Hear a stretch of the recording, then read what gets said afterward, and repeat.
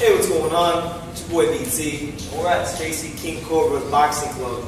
You're watching True School Sports. Well, it's personal between me and you, and I'm going to do you some serious harm, you big stiff idiot. The Untouchable True School Sports Empire proudly presents something the boxing game's been missing. Hey, what's going on? It's your boy BT, and I came here to talk some boxing with the thousands of True School Sports subscribers. Now, you see it, the sun is out. I'm still catching my breath from running, and we're in the beautiful Marina Del Rey. I love Marina Del Rey. But anyway, I wanted to speak about another fight that happened on the PBC card. Now, I was at the fight, but I didn't see this fight because I was at the concession stand getting, you know, burgers and pizzas and things of that nature. And you know, that's the fight between Pitbull Cruz, Isaac Cruz, and Eduardo Ramirez. Now, there really isn't a whole lot to dissect because Isaac Cruz flattened Eduardo Ramirez. He beat him up. He absolutely starched him in 2 rounds. And PBC did a great job of matchmaking because now the narratives of this guy being the Mexican Mike Tyson continue. But I'm not trying to be a hater. Now, I know people are gonna say I'm being a hater when I say this, but I'm just telling you the cold, hard truth. And if you can't handle it and you want to call me a hater, then it shows me your IQ is not at a certain level. That's just being honest. But listen, Eduardo Ramirez, his last fight was at 130 against Luis Melendez, which, by the way, I thought he lost. Which is, you know, I thought he lost that fight. But they gave it to him.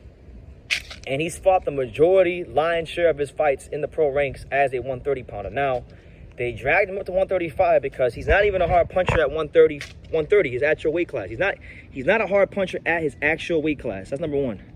Number two, if you drag a guy up 5 pounds, those 5 pounds will take some steam off the punches, and Pitbull Cruz don't got to worry about anything coming back at him, and he can just fight that style where he's just going to mow down on top of him and knock him the fuck out. And listen, I was there last night. I was talking to a lot of people in the crowd that were sitting in my section, and truth be told, like, people don't care about, like I know here on True School Sports we're hardcore boxing fans, but what I was saying is, yeah, when you go to these fights and you talk to people that actually are in the crowd, most people are not hardcore fans, so they don't care about the details of the fight. Like, they don't care that Eduardo Ramirez is a 30-pounder, and even if you told them that, they're just going to say it's 5 pounds, and they won't really care about that. They just care that Isaac Cruz knocked the fuck out of his opponent, and they're excited about it, and they're drinking beers, and they're drinking Modelo's, or their favorite beers and lagers of their choice. They're eating burgers, they're having a great time, they're there with their family. They just want to be entertained, right? And Isaac Cruz, in that regard, he definitely delivered, right? But for the hardcore, for the people that watch True School Sports, we know that if you're really up in your boxing, you know that Eduardo Ramirez is not a 35-pounder, and you know that Isaac Cruz has been struggling for knockouts. That's the reality. If you can actually look at his box rec, his last 6-7 fights, he's been struggling for knockouts.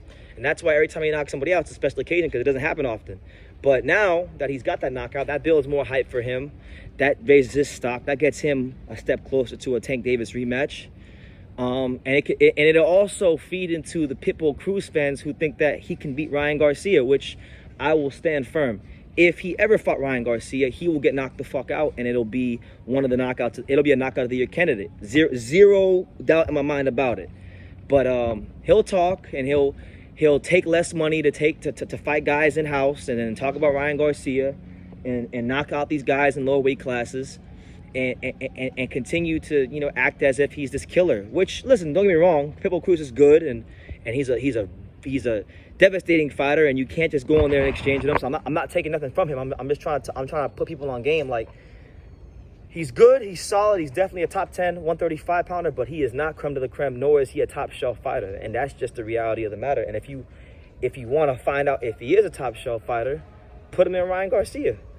PBC ain't gonna. I don't think PBC wants to put Gervonta Davis in with anybody who's not a PBC fighter.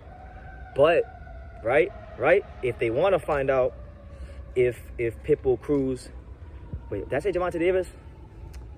Yeah, like, they don't want to put Tank Davis in with anybody who's not PBC. So he's not going to fight Ryan Garcia next. So if you're not going to do the Ryan Garcia Gervonta Davis fight, which they should, because really it's the perfect time to happen right now, then Pitbull Cruz to me would be the most ideal option, because then if Ryan Garcia wins that fight, that only raises his stock, especially here in LA, right? Because if you were there at the fight last night, Pitbull Cruz probably had one of the loudest ovations, and he had some of the most people that came out to see him.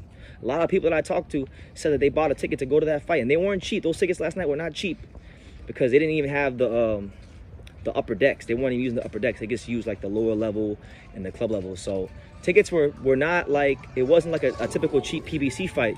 You know, tickets, the cheapest tickets were like 130, you know, 110 in some cases, but mainly 130 plus fees and taxes and stuff. So a lot of people were willing to pay that to watch Pitbull Cruz. People here in the Southern California area are really buying into the Pitbull Cruz, Mexican Mike Tyson narratives, and that's okay. That's actually good for boxing, and it's good for him, and it's good for any of his potential opponents. And that's what I'm saying. If Ryan Garcia can fight, if they can make that fight happen, and Ryan Garcia can beat Pitbull Cruz, it makes a Gervonta Davis fight like literally 5 to 10 times bigger, especially if they were to stage that fight here in Los Angeles, in the Southern California area, because you know, a lot of Mexicans and Mexican Americans, the Chicanos, they're gonna buy tickets and they're gonna want to see that fight. So with that being said, yeah, I'm just saying this to say, look, great performance by Pitbull Cruz.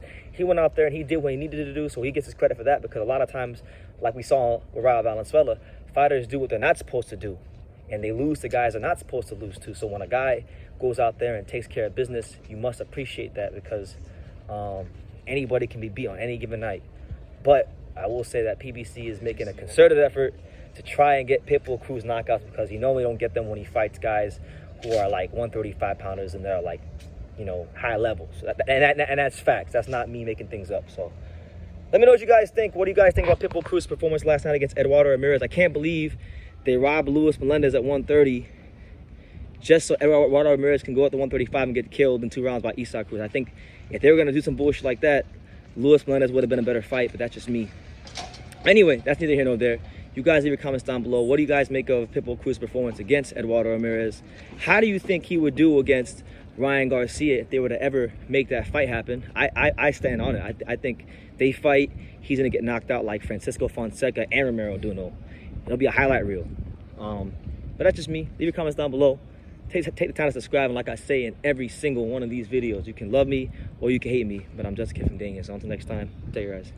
And I think True School Sports, he's the truth. One of the best YouTube, the best. Ooh, the number one. Number one. Brandon, you've been there, man, and you're building up a good following with us. Thank you. And I'm proud to be a part of what you're doing too. You are spectacular, and thank you, man. All the best to True School Boxing, and keep up the good work.